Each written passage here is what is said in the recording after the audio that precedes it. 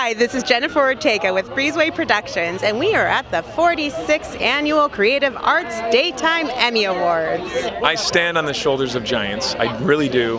It's an amazingly humbling thing for me to think about. My dad, I mean, what he's accomplished. I mean, they've been performing for 62 years. I can't believe that. That's crazy? amazing. It's yes, insane. I love that though. Yeah, and they're not even that old. They're not, no, but they don't look that old, so it's crazy. Yeah, and Donnie and Marie have been performing their whole lives and just learned from the best of the best. And so I'm honored to hopefully carry on that tradition as a singer, as a performer, a TV. I host a kids TV show, which is why I was down here last year. I was nominated for Best TV Show Host in a kids program format, and it's on every weekend. And tomorrow, May the 4th, be with you. We're on Up TV, debuting on cable nationwide at 8 and 8:30. Wonderama. So if you're a kid at heart, you're gonna love it. Oh, I am, absolutely. Yeah. How do you get the idea for a voice to begin? Well, if it's an audition, the script will have a picture, the dialogue, and a brief description. So you look at the picture. If the character has, a wrinkled nose, you wrinkle your nose. If the character has an underbite, you give yourself an underbite. If it says that the character's from the South, you make the character from the South. If the character's smoking because it's Adult Swim, you add a little grit because you're smoking, and you put the whole thing together, and you're creating a character for it. So it's become the physical becomes the vocal. So my song Goodbye is it's performed by Olivia Keegan, who plays Claire on the show, and it's about the moment where she's saying goodbye to her boyfriend, kind of sending him off to a place that she knows he'll do better in, but also really sad about the fact that she has to say goodbye. So it's about that duality. Can you tell us a little bit about your show? So Daniel Tiger's Neighborhood is a legacy property of Mr. Rogers' Neighborhood, and it's an animated show that is the #1 show on PBS Kids, and it has all socio-emotional strategies. So if you feel so mad that you want to roar, take a deep breath and count to 4, which some of us might need tonight. I don't know, unless you win.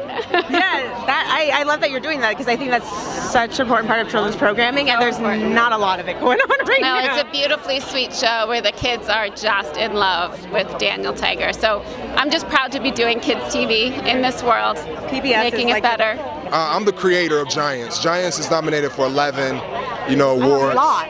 Yeah, we're the 5th most nominated show. So me personally, as the executive producer, nominated for Outstanding Digital Drama Series, and as the showrunner and one of the writers, nominated for Outstanding Writing in a Digital Drama. So 2 nominations out of the 11.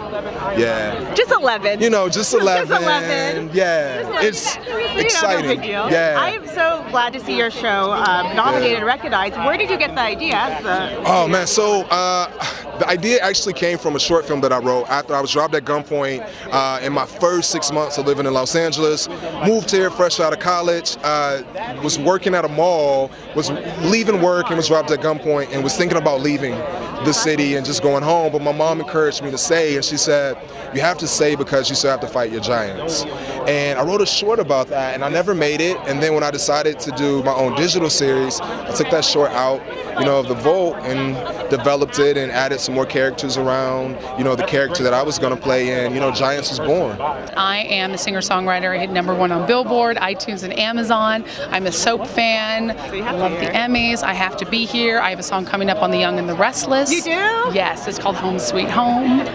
Look out for it. Is there anybody here that you're rooting for? Oh, I'm rooting for everybody who is behind the scenes, who doesn't get enough credit. The editors, the cinematographers, they're great. They're amazing. And they don't have this "I'm so perfect." I mean, not that every performer has that, but you get the egos, and they're just real people. Like you could sit back and have a beer with these people. Absolutely, and they know you can learn. So I love talking to Yeah. Oh yes, the show is major. It's moved so many lives. My experience on the show has been all positive.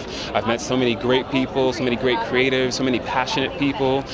It's kind of hard to find passion in LA sometimes because people can tend to be a little bit, in the mix of things. But when you find someone and find a group of people who are fresh and are willing to work and go hard at it and go home at crazy hours at night, you have to be into it and you have to love it. You just have to be open to everything. What are you here for? I'm here for actually Top Chef Junior. We were nominated, so you're one of the chefs? Yes. How are you? I know you guys are so talented, and I'm so awful. Can you give me a little bit of a cooking tip? Just kind of put things together, hope for the best, and as long as you know how to work with ingredients, just do it. What's your favorite thing to make? Like, what are your favorite things? I don't have one favorite thing because it's kind of like anything you put in front of me I can make and just throw a bunch of different things and I'll figure something out and make something. We're presenting costume wardrobe design. Yes.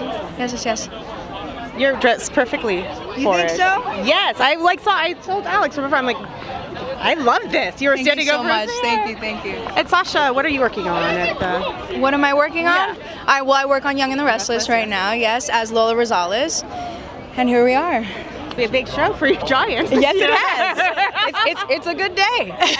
I love it because it's a show that really reaches, I think, a lot of people and what they're going through. Yes. How's your experience been on with your amazing cast and creators?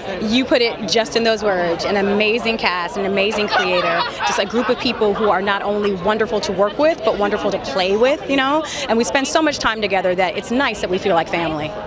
Talking to you guys, you really do. Like, it feels like we like each other. That was only happening.